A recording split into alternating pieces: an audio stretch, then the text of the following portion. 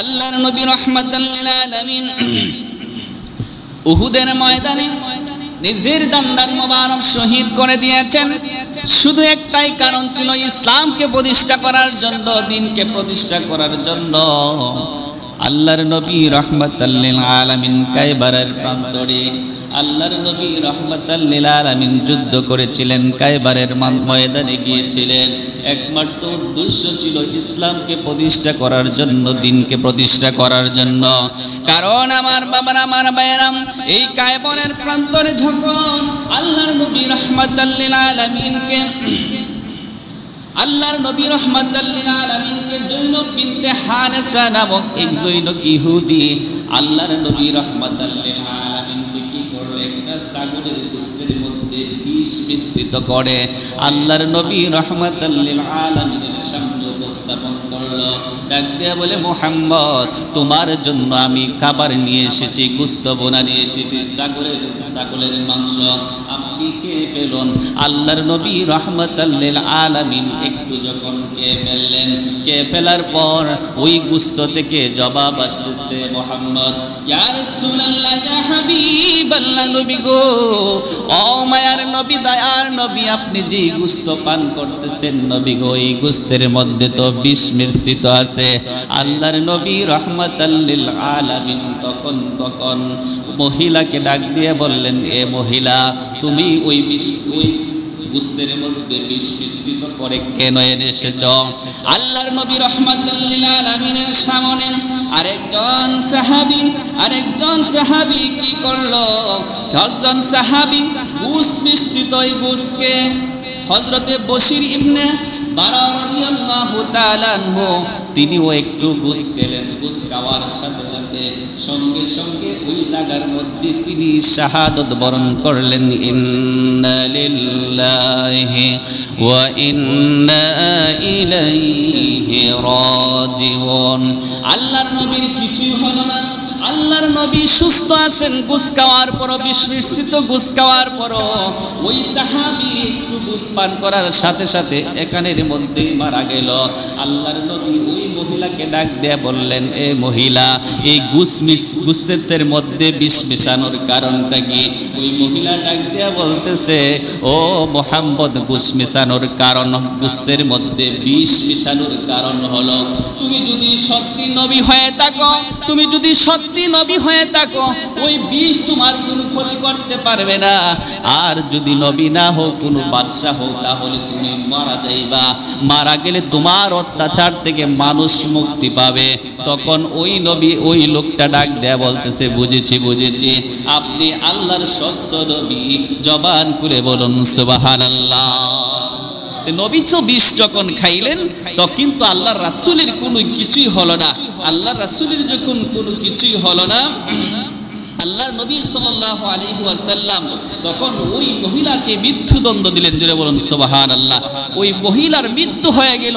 আল্লাহর নবী সাল্লাল্লাহু আল্লামা জুলকারি রাহমাতুল্লাহি আলাইহি বলেন যে নিঃসন্দেহে প্রমাণিত হলো যে আল্লাহর নবী সাল্লাল্লাহু আলাইহি ওয়াসাল্লাম যারা আল্লাহর নবী এবং শহীদ এবং মুফাত লাভ করেছেন, কেননা কায়বরের যুদ্ধের দিন যেমন তীব্র মিশ্রিত বিষ যখন আল্লাহর নবী খেয়েছিলেন, আল্লাহর নবী বিষের যন্ত্রণা মৃত্যুর আগ পর্যন্ত আল্লাহর নবী অনুভব করেছিলেন।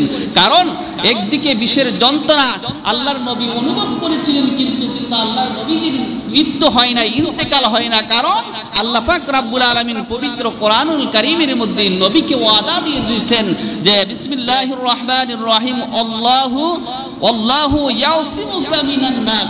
হে রাসূল, হে হাবিব, আপনি শুনুন, কোনো বৃষ্টিয়া কোনো কিছু আপনাকে কোনো ক্ষতি করতে পারবে না। যদি বলুন সুবহানাল্লাহ। এখন যদি আল্লাহ রাসূল যখন বিষ মিশ্রিত খাবার যখন খাইলেন, যদি আল্লাহ রাসূল যদি ইন্তেকাল করতেন, তাহলে ওই ইহুদিরা বলতো, দেখছো, তোমার নবীর সঙ্গে তোমার প্রভু আল্লাহ ওয়াদা করেছিল যে কোনো বিষ ক্রিয়া তোমার নবীকে কখনো স্পর্শ করতে পারবে না, কোনো ক্ষতি করতে পারবে না। দেখছো, তোমার আল্লাহর ওয়াদাটা ঠিক না। জোরে কোন নাউজুবিল্লাহ। আল্লাহ পাক রব্বুল আলামিন আল্লাহর ওয়াদাও ঠিক রেখেছেন এবং রাসূল পাক সাল্লাল্লাহু আলাইহি সাল্লাতু ওয়াস সালামের শ্রেষ্ঠ একটা মুজিজা ছিল কায়বরের প্রান্তরে যে আল্লাহর নবী বিষ পান করেছিলেন, কিন্তু আল্লাহর নবীর কোনো মৃত্যু হয় না। কথা বলুন ঠিক কিনা? এটা আমার নবীর একটা মুজিজা কিনা? এটা আমার নবীর মুজিজা কিনা?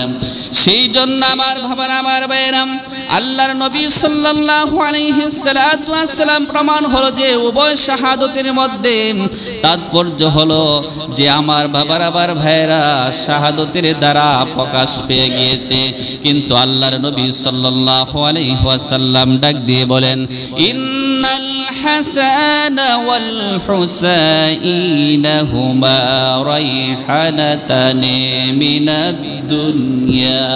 আল্লাহর নবী বলেন, পৃথিবীর মানুষ নিঃসন্দেহে আমার হাসান এবং হুসাইন দুনিয়ার মধ্যে আমার দুটি ফুল। জুড়ে বলুন সুবহানাল্লাহ।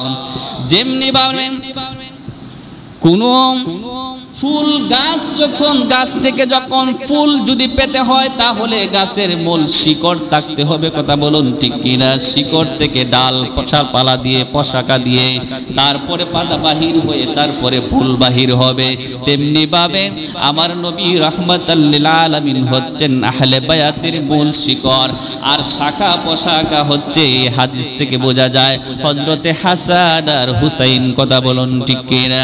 সেই জন্য নবী বলেন, ইন্নাল হাসান ওয়াল হুসাইন হুমা রাইহানাতান মিনাদ দুনিয়া। আমার হাসান আর হুসাইন হলো আমার দুটি ফুল। জুড়ে বলুন সুবহানাল্লাহ। আমার বন্ধুরা, আমার বাবারা, হযরত আলী রাদিয়াল্লাহু তাআলা আনহু ডাক দিয়ে বলেন, আল হাসানু শিবহু বিরাসূলিল্লাহি সাল্লাল্লাহু আলাইহি ওয়াসাল্লাম মা বাইনা সাদরি ইলা রাসি। আল্লাহর নবী রাহমাতাল লিল আলামিন ইমাম হুসাইন সম্পর্কে হযরত আলী রাদিয়াল্লাহু তাআলা আনহু থেকে হাদিসটা বর্ণিত। তিনি বলেন, আমার ঘরে এমন এক ফেরেশতার আগমন ঘটেছে। আল্লাহর নবী সাল্লাল্লাহু আলাইহি সাল্লাতু ওয়াস সালাম ডাক দিয়ে বলেন, পৃথিবীর মানুষ তোমরা শুনে রেখো যে আমার হাসান আর হুসাইন কেমন ছিল। নবীর হযরতে হাসান ছিল আল্লাহর নবী রাহমাতাল লিল আলামিনের হযরতে হাসানের বুক থেকে মাথা পর্যন্ত রাসূল সাল্লাল্লাহু আলাইহি সাল্লাতু ওয়াস সালাম যেই রকম ছিলেন ওই রকম ছিলেন হযরতে হাসানের বুক থেকে মাথা পর্যন্ত। জুড়ে বলুন সুবহানাল্লাহ। আল্লাহর নবী সাল্লাল্লাহু আলাইহি ওয়াসাল্লাম বলেন, হযরতে হুসাইন রাদিয়াল্লাহু তাআলা আনহুর বুক থেকে নিচের দিক পর্যন্ত পুরাটাই ছিল আমার নবী রাহমাতাল লিল আলামিনের মতো। জুড়ে বলুন সুবহানাল্লাহ। তাহলে সাহাবাই কেরাম যখন ইমাম হাসাইন আর হুসাইনের সঙ্গে থাকতেন তখন বলতেন, যখন আমরা হাসাইনের দিকে তাকাই হুসাইনের দিকে তাকাই যেন আমার মদিনার কামলিওয়ালা নবীকে দেখতে পাই। জুড়ে বলুন সুবহানাল্লাহ। আওয়াজ দিয়ে বলুন সুবহানাল্লাহ। আমার ভাবার, আমার ভাইয়েরা, সেই জন্য ইমাম হুসাইন রাদিয়াল্লাহু তাআলা আনহু কখন শহীদ হবেন, কোথায় শাহাদাত বরণ করবেন, আল্লাহর নবী রাহমাতাল লিল আলামিন সেটা জানেন কি জানেন না? আল্লাহর নবী রাহমাতাল লিল আলামিন হযরত উম্মুল মুমিনিন আয়েশা সিদ্দিকা রাদিয়াল্লাহু তাআলা আনহা থেকে একটা হাদিস বর্ণিত। তিনি বলেন, আখবিরুনি আত জিবরাইল আমিন আলাইহিস সালাতু ওয়াস সালাম। হযরত জিবরাইল আমিন আলাইহিস সালাতু ওয়াস সালাম আমার নবীর সামনে আসলেন। আবার নবীর সামনে এসে সংবাদ দিলেন যে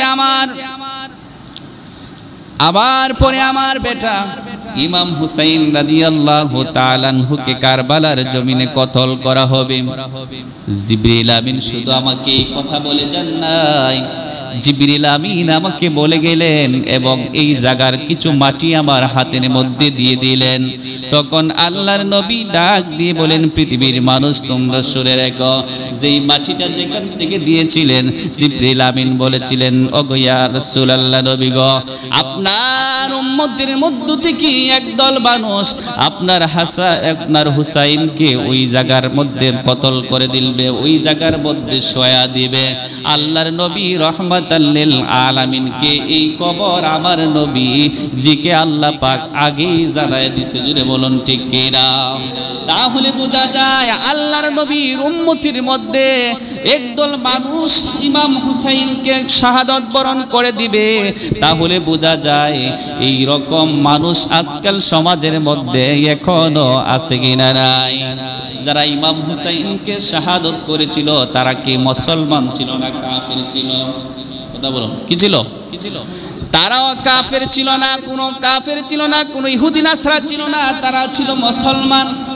তাহলে বোঝা যায় ইমাম হুসাইন রাদিয়াল্লাহু তাআলা আনহুকে যারা কতল করেছে তারা মুসলমান হলেও তারা আমার নবীর পক্ষে ছিল না। কথা বলুন ঠিক কিনা? আমার নবীর পক্ষে ছিল না। যারা নবীর পক্ষে ছিল, নবীকে যারা ভালোবেসেছিল, ওই সমস্ত মানুষগুলাই জান্নাতি হয়ে গেছে। কথা বলুন ঠিক কিনা? সেই জন্য আমার ভাবনা, আমার ভাইরাম, নবীর জামানায়ও কাব যেখানের মধ্যে নবী ছিলেন সেখানের মধ্যে আবু জাহেল ছিল, যেখানের মধ্যে ফেরাউন ছিলেন সেখানের মধ্যে মূসা ছিল, যেখানের মধ্যে আবু জাহেল ছিল সেখানের মধ্যে নবী ছিলেন। আজ পর্যন্ত যেখানের মধ্যে মুসলমান থাকবে সেখানের মধ্যে কাফির থাকবে, সেটাই স্বাভাবিক। আজ পর্যন্ত যেখানের মধ্যে হুসাইনি মুসলমান থাকবে সেখানের মধ্যে ইয়াজিদ মার্কা মুসলমান থাকবে কি থাকবে না? একদল মানুষ দেখবেন মুহররম মাস আসলেই মুহররম মাসকে পালন করার জন্য তারা কোরআন হাদিসের আলোচনা করে, দিনের আলোচনা করে। ইমাম হুসাইন রাদিয়াল্লাহু তাআলা আনহুর কারবালার শাহাদাতের দিন মানুষ রোজা পালন করে। আর এক শ্রেণীর মানুষ কয় দেখছো আর কোনো খাজিয়া কোনো কাম নাই, তারা যে কি শুরু করছে। কথা বলুন ঠিক কিনা? কিন্তু আবার এক শ্রেণীর মানুষ আছে মুহররম মাস আসলে মনে করে তাদের হিত লেগে গেছে, নিজের শরীর থেকে রক্ত ঝরাচ্ছে, নিজের শরীরের মধ্যে হাত দিয়ে বুকের মধ্যে হাত মারতেছে, মোটসা মারতেছে, নিজের জীবনটা চাইতেছে দিয়ে দেওয়ার জন্য। এটা না, এটা মুহররম মাসের শিক্ষা না। মুহররম মাসের শিক্ষা হলো রাসূলের আদর্শ অনুসরণ করো, রাসূলের আদর্শ অনুসরণ করো, সাহাবায়ে কেরামের আদর্শ অনুসরণ করো। ওই দিন রোজা রাখো, ওই দিন আল্লাহর গোলামি করো, কোরআন তেলাওয়াত করো, তাসবিহ তাহলিল করো, তাদের জন্য একটু গম করো, তাদের জন্য চিন্তা করো সাহাবায়ে কেরাম কিভাবে জীবন কাটিয়েছেন, ইসলামের জন্য সাহাবায়ে কেরাম কেমন ভাবে জীবন দিয়েছেন, কিভাবে শাহাদাত বরণ করেছেন। ইমাম হুসাইনি বা কেন এই কারবালার প্রান্তরে শাহাদাত বরণ করেছিলেন, কেন ইমাম হুসাইনকে হত্যা করা হয়েছিল, এই দিয়ে চিন্তা করেন, কোরআন তেলাওয়াত করেন, নাসানাসি লাফালাফি বন্ধ করে আল্লাহর কোরআন অনুযায়ী, আপনার হাদিস রাসূলের সুন্নাহ অনুযায়ী জীবন গড়ন। কথা বলুন ঠিক কিনা? আছে কিনা নাই? আজকে সমাজের মধ্যে দেখা যায় উদাম হয়ে, আর শরীরের মধ্যে অনেক মানুষ সমাজের মধ্যে তারা এমন ভাবে ইসলামটাকে ধ্বংস করে দিচ্ছে, নিজের শরীর থেকে রক্ত ঝরাচ্ছে, এক জায়গার মধ্যে বৈশা মশরা মারতেছে, এক জায়গার মধ্যে বৈশা নাচানাচি করতেছে, আর পাশে মহিলারা দাঁড়ায় দাঁড়ায় তামসা দেখতেছে। কথা বলুন ঠিক কিনা? আছে কিনা নাই? দেখা যায় মূর্তির মতো গুড়া বানাইছে, বানায়া গুড়া খাদো কইরা নিয়া বিভিন্ন জায়গার মধ্যে যাচ্ছে। এগুলা সম্পূর্ণ ইসলাম বিরোধী একটা কাজ। কারণ ইসলাম মূর্তিকে কখনো সমর্থন করে। আমি যখন একটা গুড়া যদি নির্মাণ করি, মনে করেন একটা গুড়া বানাইলাম বা একটা মানুষ বানাইলাম, একটা যে কোনো একটা জিনিস দিয়া, মনে করেন বাঁশ দিয়ে, কাঠ দিয়ে, যাই বানান, আপনি এটার ভিতরে কি জান দেওয়ার ক্ষমতা আপনার আছে? পারবেন? জান দিতে পারবেন? যেহেতু আপনি জান দিতে পারবেন না, বানাইতে পারবেন, তাহলে বোঝা যায় আপনি কোনো কিনা সৃষ্টিকর্তা কি আপনি আমি? যিনি আমাদেরকে সৃষ্টি করেছেন, আমাদের একমাত্র সৃষ্টিকর্তা হচ্ছে আমাদের আল্লাহ। আমাদের কারো যদি কোনো সামর্থ্য না থাকে, একটা জীবের ভিতরে জান দেওয়ার ক্ষমতা যদি না থাকে, তাহলে আমি এটা বানাইলাম, তাহলে বোঝা যায় সৃষ্টিকে আমরা অস্বীকার করলাম। বুঝাইতে চাইলাম দেখো আমিও বুড়া বানাইতে পারি, আমিও মানুষ বানাইতে পারি, আমিও পশু বানাইতে পারি। কথা বলুন ঠিক কিনা? কিন্তু যদি আজকাল যত বিজ্ঞান যত কিছু রিসার্চ করেছে, গবেষণা করেছে, দেখবেন আপনাদের যে আমাদের হবিগঞ্জে একটা রোবট বানাইছে, এই রোবটে হেঁটে হেঁটে আমাদেরকে খাবার দিচ্ছে। কিন্তু তার মধ্যে একটা কন্ট্রোল আছে, রিমোট কন্ট্রোল আছে, তারপরে কিন্তু সে জান দিতে পারে না। যদি জান দিতে পারতো মানুষ আজকাল কি হয়ে যেত, মানুষ বানাইয়া ফেলতো। কথা বলুন ঠিক কিনা? কথা বলুন ঠিক কিনা? যতই আবিষ্কার করুক না কেন, যা কিছু হোক না কেন, কিন্তু কোনো কিছুর মধ্যে জান দেওয়ার ক্ষমতা কোনো মানুষকে আল্লাহ পাক দেয় না। সেটা একমাত্র সৃষ্টির একমাত্র ক্ষমতার অধিকারী হচ্ছে আমার আল্লাহ পাক রব্বুল আলামিন। কথা বলুন ঠিক কিনা? সেই জন্য সৃষ্টির পরিবর্তন করা যাবে না। যাবে? সৃষ্টির পরিবর্তন করা যাবে না। আজকে সমাজের মধ্যে কোনো মানুষকে আল্লাহ যে রূপ দিয়েছে, যৌবন দিয়েছে, এই যৌবনটাকে ছাড়া একটু ডেভেলপ করতে, কিন্তু আল্লাহ যদি আপনাকে আমাকে কালো বানায় দেয়, আপনাকে যদি বেসরি বানায় দেয়, একটা হাত যদি নিয়ে দেয়, তাহলে এই হাতটা দেওয়ার মতন কোনো মানুষ কি পৃথিবীতে আছে? কথা বলুন, আছে? এই জবান যদি না দেয়, কোনো ডাক্তার কবিরাজকে এই জবান দিতে পারবে? দিতে পারবে? পারবে না। কারণ কোনো কিছুই দিতে পারবে না। আজকে সমাজের মধ্যে মহিলারা দেখবেন এই যে কপালের মধ্যে অনেকের চুল গজাইছে, গজায় না, যেটা ব্রু বলা হয়। আজকে এই যে কিসের জিনিস দিয়ে এটা কেটে কেটে চেটে চেটে একটু চিকন করে, কথা বলুন ঠিক কিনা? আছে কিনা নাই? এটা সম্পূর্ণ একটা কুফরি কাজ। কারণ সৃষ্টির পরিবর্তন করলেন আল্লাহ, আপনাকে যেই রকম নিয়ামত দিয়েছেন, এই নিয়ামত নিয়ে আপনি সন্তুষ্ট থাকুন। যদি আপনি এটাকে যদি পরিবর্তন করতে চান, কখনো আপনার পক্ষে পরিবর্তন করা সম্ভব না। কিন্তু পরিবর্তন করার চেষ্টাও যদি করেন, আপনি কুফরি করলেন, আপনার নামাজ রোজা আল্লাহর দরবারে কবুল হবে না। কথা বলুন ঠিক কিনা? সেজন্য আল্লাহ পাক রব্বুল আলামিন যেন আমাদেরকে বোঝার তৌফিক দান করেন। এই মাসটা হচ্ছে শাহাদাতের মাস, সামনে আসতেছে কারবালার মাস, আহলে বায়াতের ভালোবাসার মাস। আমরা রাসূলের আদর্শ অনুযায়ী জীবন গড়ব এবং সামনে যে মুহররম মাস আসতেছে, কোরআন সুন্নাহ মোতাবেক আমরা এই মুহররম মাসে আল্লাহর গোলামি করব। আল্লাহ পাক যেন আমাদেরকে তৌফিক দান করে, সকলে বলে আমিন। আসসালামু আলাইকুম।